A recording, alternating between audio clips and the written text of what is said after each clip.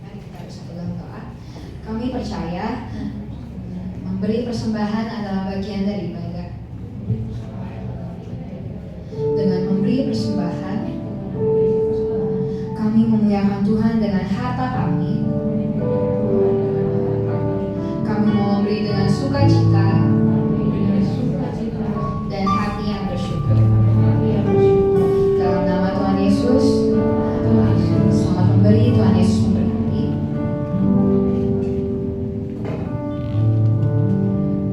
Kau yang lebih tahu cara untuk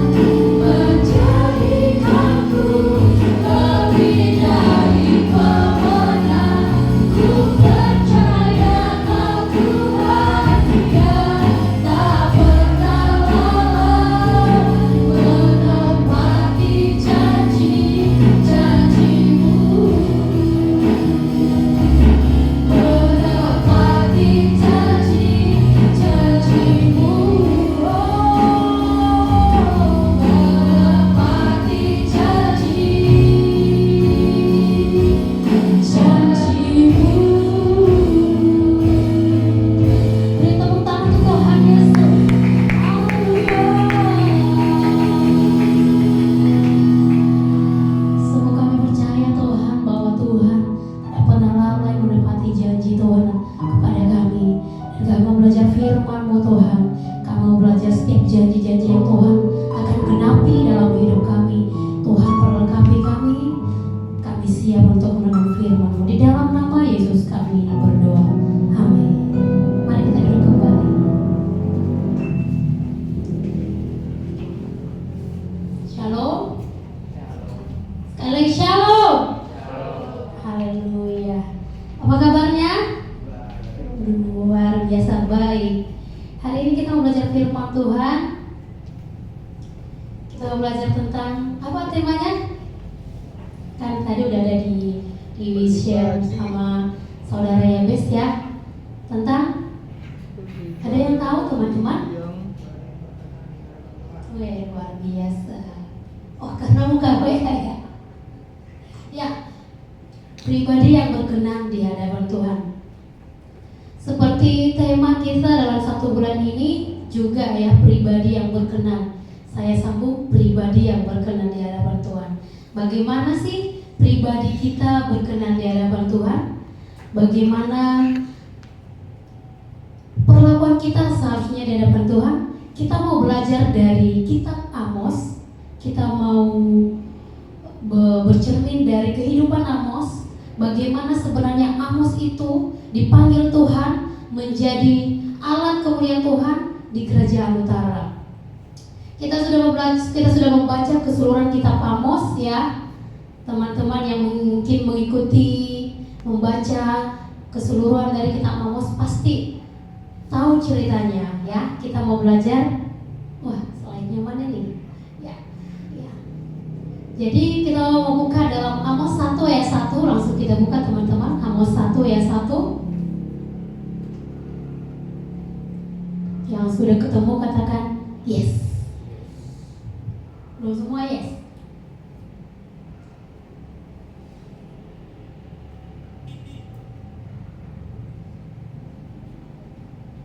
Oke, yes. Yes, mari kita baca bersama-sama dengan suara yang keras. 1, 2, 3 ya. Udah? 1, 2, 3 ya. Perkataan yang dinyatakan kepada Amos, salah seorang peternak domba dari Tekoa, tentang Israel pada zaman Uzia, Raja Yehuda, dan dalam zaman Yerobeam, anak Yoas, Raja Israel, 2 tahun sebelum gempa.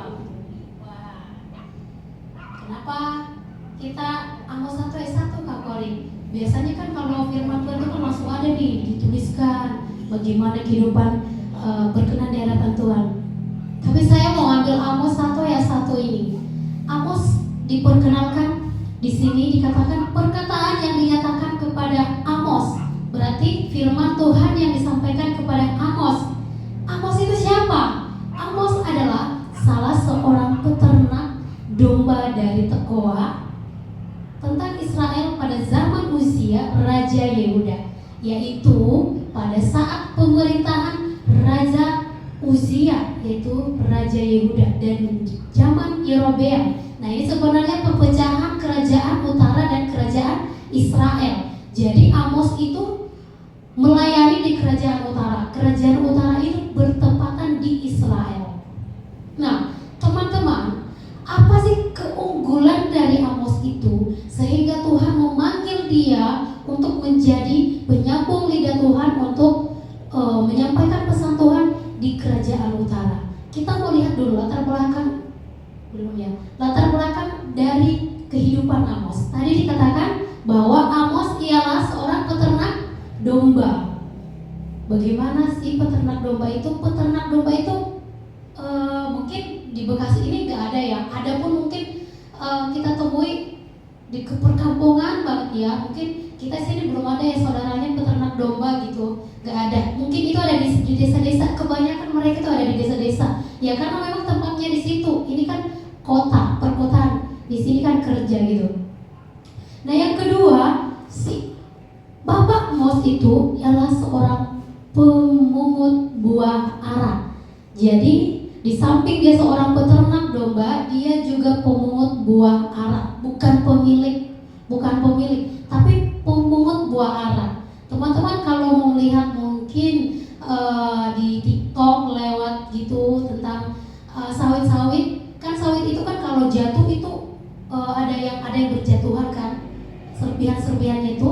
Jadi itulah kerjaan Amos, dia mengutip serpihan-serpihan dari buah ara tersebut. Dia hanya mengambil, dia bukan pemilik. Artinya apa? Pekerjaan Amos pada saat itu merupakan pekerjaan rendahan yang dipandang oleh orang-orang.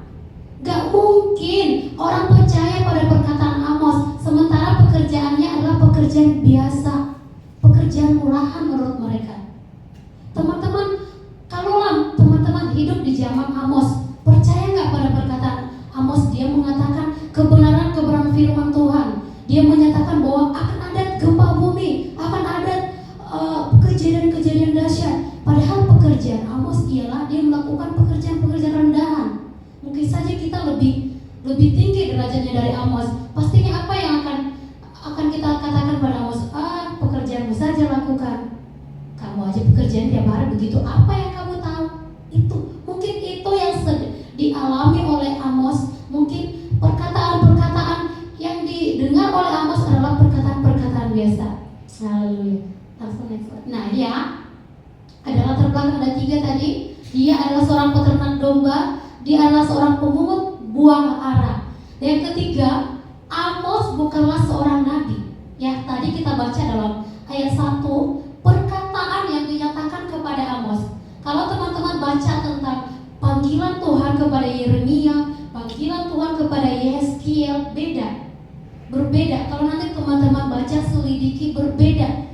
Jadi mereka itu ketika dipanggil ada juga yang menolak seperti Yeremia, ya kan? Tapi Amos ini tadi ada perkataan yang dinyatakan kepada Amos. Artinya sebenarnya pada awalnya Amos itu bukan nabi, tapi pada akhirnya nanti Amos adalah nabi. Dan Amos itu tercatat sebagai nabi-nabi kecil. Nah, boleh dilanjut? Jadi sudah singgung. Secara sederhana dapat dipahami dari latar belakang keluarga.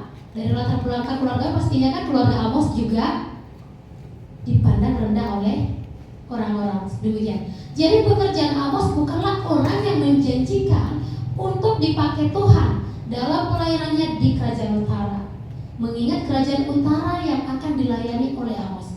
Teman-teman, kerajaan utara itu kalau kita baca keseluruhan kitab Amos, mereka itu melakukan ketidakadilan kepada orang-orang miskin. Jadi pada pemerintahan pemerintahan kerajaan utara pada saat itu, orang-orang Israel juga di situ ada orang kaya. Tapi mereka melakukan tindakan kekerasan kepada orang-orang miskin. Mereka juga walaupun ditawan, mereka juga melakukan kejahatan-kejahatan terhadap sesama saudara mereka. Jadi itulah tujuan Tuhan untuk panggilan Amos, untuk menyadarkan orang-orang Israel. Tapi apa yang dilakukan oleh kerajaan Israel pada saat itu? Kalau kita baca keseluruhan kitab Amos, mereka malah tidak mengindahkan apa yang dikatakan oleh Amos. Bahkan Tuhan marahkan sama mereka. Nanti akan ada banyak sekali yang akan Tuhan sampaikan kepada orang-orang Israel yang suka menindas. Mereka mengambil harta-harta orang-orang yang lemah. Mereka menginjak keadilan. Bahkan itu sangat membuat miris hati Amos. Jadi Amos dengan kesadaran, hanya kesadaran, dia pergi dari kota yang sangat terpencil. Katanya dia hidup di hutan-hutan, dia datang ke kerajaan utara. Boleh next? Kayaknya belum nih. Ya. Belum ya? Kayaknya belum. Ya, di sini aja. Nah, teman-teman, ada seorang, saya mau angkat juga, ada juga seorang tokoh yang benar-benar sama kehidupannya dengan Amos, yaitu yang bernama William Carey. Mungkin teman-teman sudah pernah dengar William Carey? Belum. Tapi kalau teman-teman dapat pelajaran agama itu bisa saya dulu pernah dapat William Carey. Jadi William Carey ini salah seorang tokoh yang menginjili luar biasa pada tahun 1700-an.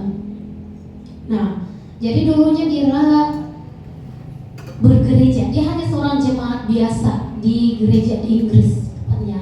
Lalu dia mendapat panggilan untuk ke India. Nah, pada tahun 1793 William Carey ini beserta dengan 4 anaknya dan satu pengasuhnya, mereka pergi ke India untuk menginjili. Lalu di sana mereka sangat banyak keterbatasan, bukan hanya keterbatasan ekonomi, tapi William Carey ini dia sebenarnya bukan seperti seorang pendeta ya, dia bukanlah yang pastor, tapi dia seorang jemaat biasa. Sehingga ketika dia pergi gereja, jemaat yang ada di gereja yang dia bergereja, mereka hampir bingung kok dia pergi gitu. Dia kan nggak pelayanan, dia hanya jemaat biasa gitu. Tapi dia pergi ke India untuk menginjili, dan dia dengan segala keterbatasannya dalam hal ekonomi, pengetahuan tentang pelayanan juga, dia pergi untuk menginjili ke India. Dan di sana ada banyak kesulitan pastinya ya. Kita jadi sudah tahu bagaimana gambaran dari India saat ini aja, apalagi tahun 1700 yang lampau gitu loh. Jadi William Carey ini sangat luar biasa ketika di India, dan dia memang berhasil melakukan apa yang menjadi panggilan Tuhan ketika dia ada di India. Nah, apa yang perlu kita pelajari dari sini? William Carey juga sama seperti Amos. Ada tindakan yang mereka lakukan bukan karena mereka sebagai pendeta, bukan Amos sebagai nabi, tapi mereka karena respon dari apa yang Tuhan sedang panggil. Nah, untuk itu kita mau belajar bagaimana sih sebenarnya hidup berkenan di hadapan Tuhan.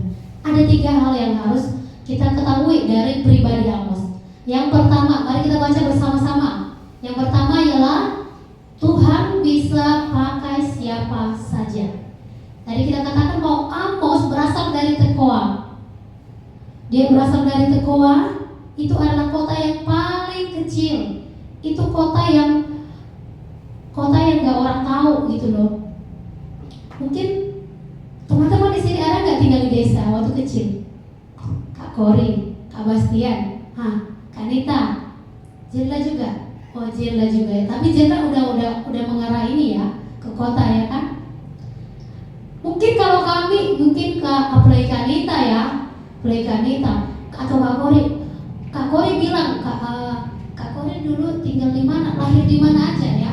Karena memang KTP-nya kan tempat lahir gitu loh. Orang nggak akan kenal. Saya sebut saja di Bekasi ini, saya bilang mungkin hanya 1-2 orang karena keluarga gitu. Karena keluarga. Sama seperti Amos. Kalau Amos bilang tinggalnya di mana, orang nggak akan tahu. Orang nggak akan tahu Tekoa gitu, nggak akan tahu karena memang itu desa yang sangat terpencil. Orang nggak tahu itu di mana. Nah, kota ini terletak di dalam hutan belantara. Wah, udah kecil, hutan belantara lagi. Tapi bisa-bisanya Amos bisa dipanggil ke kota. Bahkan itu pusat. Bayangkan seorang Kak Bastian yang dari pulau kecil, dari Nias, bisa dia tinggal di Bekasi, kota yang kita katakan kota yang metropolitan di Indonesia. Ya kalau kita katakanlah Bekasi sudah bagian dari Jakarta gitu. Itu kenapa bisa? Saya percaya itu bukan dari rancangan kita. Saya percaya itu bukan agenda dari Kak Nita, Kak Bastian, bahkan semua kita yang ada di tempat ini. Tapi memang karena Tuhan panggil kita di tempat ini, amin. Karena ada rencana Tuhan yang akan genapi dalam hidup kita, dimanapun Tuhan akan tempatkan kita. Tuhan pakai siapa saja. Koko Darius, ya, Koko Darius yang luar biasa. Dia masih bukan berarti karena ada Kak Elin, bukan. Tapi memang karena Tuhan panggil Koko Darius bisa bersama-sama dengan kita, supaya Koko Darius bisa menjadi saksi di sekolah, di keluarga, dimanapun Tuhan tempatkan. Karena apa? Karena memang kita sudah, hati Tuhan itu sudah ada dalam diri kita. Jadi bagaimanapun kita menyembunyikan diri kita maupun di lembah kekelaman seperti Amos di hutan belantara, Tuhan akan panggil kita. Tuhan akan tempatkan dia di sebagaimana mestinya kita di mana ditempatkan. Nah, yang kedua, apa yang perlu kita ketahui? Yang kedua ialah sama-sama kita baca, Tuhan bisa tempatkan di mana saja. Tuhan bisa tempatkan kita di mana saja. Mungkin hari ini kita di Bekasi, tapi tahun 2030 mungkin saja Zilda di Papua, ya kan? Ya siapa yang tahu? Mungkin saja Tina di Singapura. Amin. Mungkin saja Koko Darius di mana ya? Di Nias. Jadi gantian. Kak Bastian yang di Bekasi, Koko Darius yang di yang di Nias. Ya karena memang Tuhan, kita nggak tahu cara Tuhan. Kak Kori ini sampai sekarang, yang dulunya Kak Kori orang desa-desa, orang kampung-kampung, ya sekarang udah di kota. Kita nggak tahu apa yang terjadi kehidupan kita ke depannya. Yang penting kita siap untuk ditempatkan Tuhan di mana saja. Amin. Amin ya, amin ya. Nah, Amos tidak dikenal oleh orang-orang ya. Dia tidak dikenal oleh orang, tapi karena Tuhan mengenal dia, karena Tuhan mengetahui hati Amos itu tahu tentang Tuhan, maka Tuhan menarik dia, membawa dia untuk bekerja bersama dengan Tuhan di kerajaan utara. Sehingga dengan itu orang-orang banyak mengenal Amos. Banyak, pastinya banyak dong, karena dia kan sudah di kerajaan utara dan dia sudah menginjil orang-orang, yaitu orang-orang Israel, dan pastinya raja pada saat itu. Dan ketika kita ditempatkan dimanapun saja nanti, teman-teman, itu akan mempengaruhi keadaan, baik itu secara sosial, baik itu budaya, baik itu bahasa, akan banyak yang akan mempengaruhi kita. Dan untuk itu kita harus siap sedia apapun yang akan menjadi kondisinya. Seperti tadi William Carey, dari Inggris dia ke India. Inggris ke India bahasanya udah beda. Gimana coba dia menginjil orang-orang India? India bahasanya terlalu cepat sekali. Berarti William Carey harus belajar bahasa India, belajar budaya India, berusaha untuk makan makanan orang India. Itu bukan hal yang mudah. Mungkin pada saat ini kita bilang, kalau saya ditempatkan di mana pun, amin gitu. Tapi untuk nanti mungkin sulit. Tapi bersama dengan Tuhan kita pasti mampu. Itu yang dilakukan oleh William Carey. Pasti setiap harinya dia bergantung kepada Tuhan untuk melakukan hal-hal yang sulit yang sedang dihadapi oleh William Carey. Seperti itu. Sama juga seperti Amos. Pasti banyak hal yang dihadapi dia, bukan saja dari kerajaan utara, bukan saja, pasti dari bangsanya sendiri juga pasti mengalami yang namanya ejek-ejekan. Ih, gimana sih kamu mau dipakai Tuhan di kerajaan? Kamu kan dari desa-desa. Hari-hari kamu kan memelihara domba, memetik buah ara. Bagaimana bisa kamu masuk ke kerajaan utara? Tapi nyatanya Amos menjadi orang yang dipakai Tuhan luar biasa.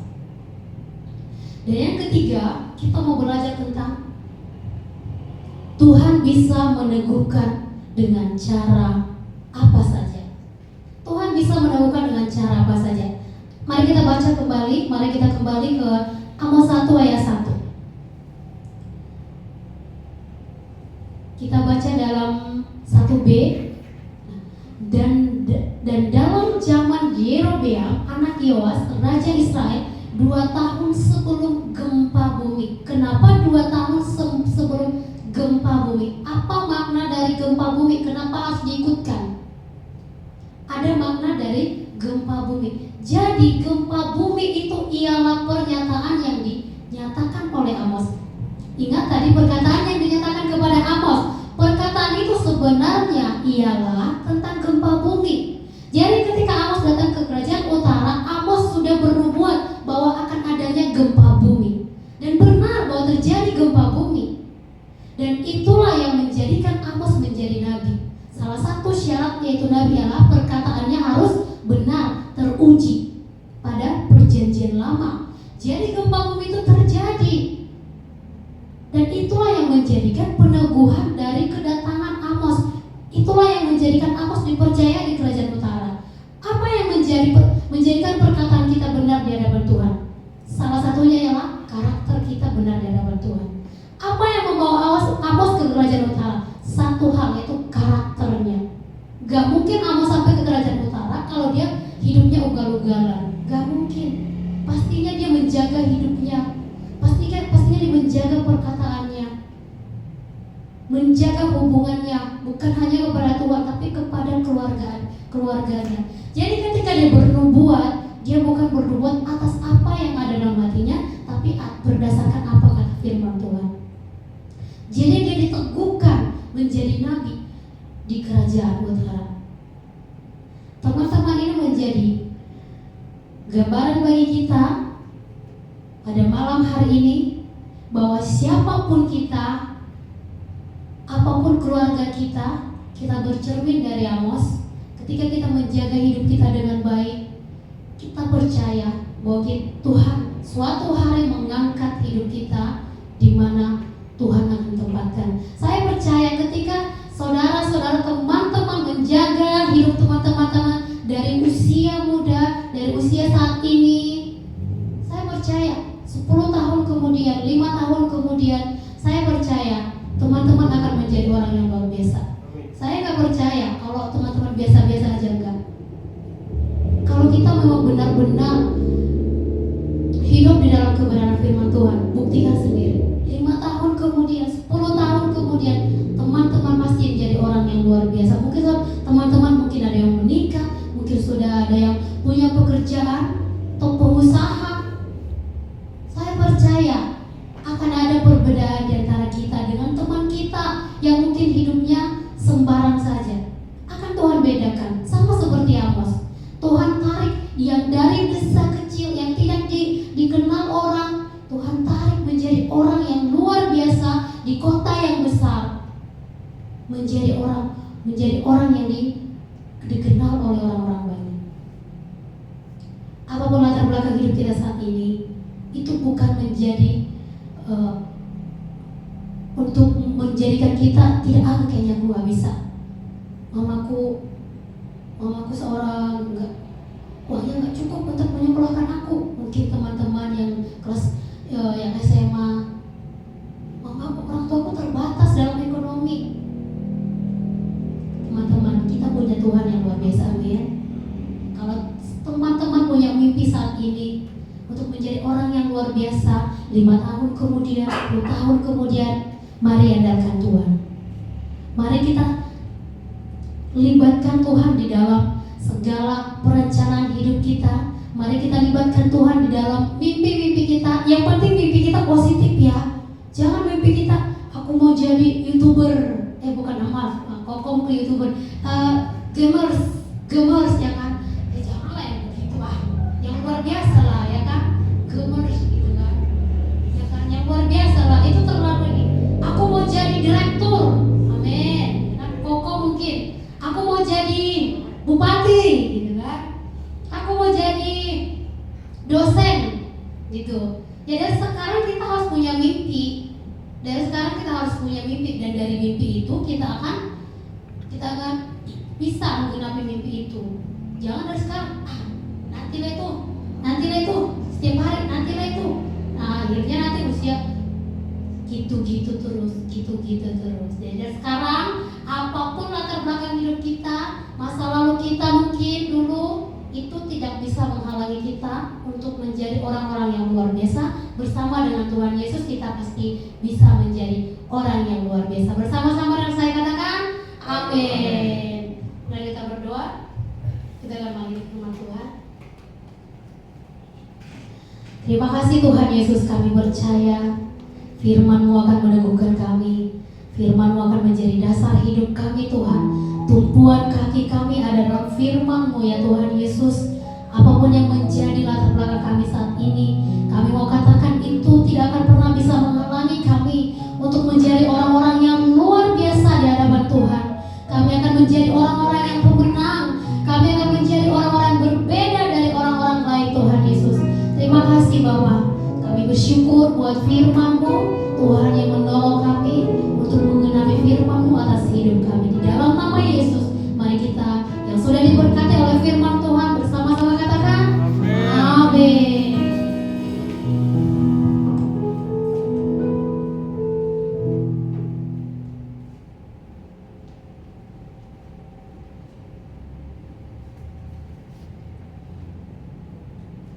Baik, salam semua. Mari kita memberikan janji iman kita untuk kegiatan kita bulan 6. Mungkin teman-teman baru ini pertama kali kita ini kasih. Jadi untuk bulan-bulan kedepannya atau minggu-minggu kedepannya kita akan memberikan 2 kali persembahan. Ini untuk kegiatan kita di bulan 6. Mari kita mengangkat guru kejabatannya.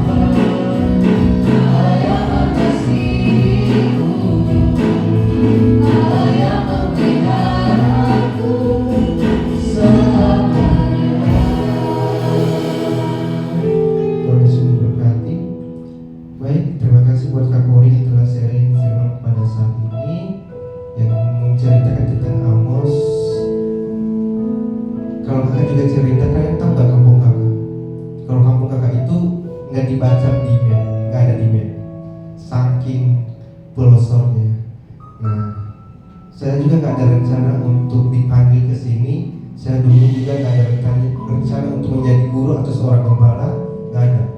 Malahan itu suatu cita-cita yang paling saya nggak suka. Tetapi Tuhan memanggil saya untuk ke sini untuk menjadi seorang pengajar, untuk menjadi seorang gembala. Nah, begitu juga teman-teman memiliki kerinduan untuk masa depan kalian tetap terus berdoa. Tuhan akan memberikan yang terbaik, bukan apa yang kalian inginkan. Tuhan Yesus memberkati. Untuk pengumuman kita pada saat ini, yang pertama, teman-teman kita setia untuk membacakan firman Tuhan 1 pasal 1. Terus kita akan sharing firman atau rema yang kita dapat di situ, kita share di grup. Teman-teman pasti ada di grup semua kan, kecuali yang baru ya, yang baru datang ke sini belum ada di grup, nanti dikasih di grup. Dan yang kedua, kita akan puasa minimal sekali seminggu. Saya percaya teman-teman yang ada di sini memiliki puasanya masing-masing. Nah, kalau kakak itu puasanya harus Selasa, Jumat, dan Minggu. Dan yang kedua adalah teman-teman, mungkin kakak sering share di grup untuk doa sepakat. Jika teman-teman gak ada kegiatan untuk jam 9 malam, boleh gabung di doa sepakat. Nah, doa sepakat ini dari hari Senin sampai hari Kamis jam 9 malam. Dan doa fajar kita jam 4.30. Ini hari Senin dan hari Kamis. Teman-teman kalau nggak ada kegiatan di jam segitu, teman-teman boleh gabung dan kakak akan share linknya untuk kalian bisa gabung di doa sepakat nanti. Yang kelima, kita ada komsel hari Senin jam 7 malam di tempat sini, di rumahnya Jojo. Kemarin rumahnya Jojo, sekarang rumahnya Jojo ya. Nanti kapan bes ke rumahmu? Oke teman-teman, untuk rencana kita kemarin mungkin batal ya untuk nonton. Nanti kita lihat di bulan Februari ini, kalau memungkinkan kita bisa akan nonton. Nanti akan di-share di grup. Kalau mendadak mohon maaf nanti ya, nanti tetap di list. Kalau teman-teman bisa datang, ya silakan. Kalau emang nggak bisa, ya jangan dipaksakan. Oke, demikian saja pengumuman dari sini. Tuhan Yesus memberkati. Semoga besar.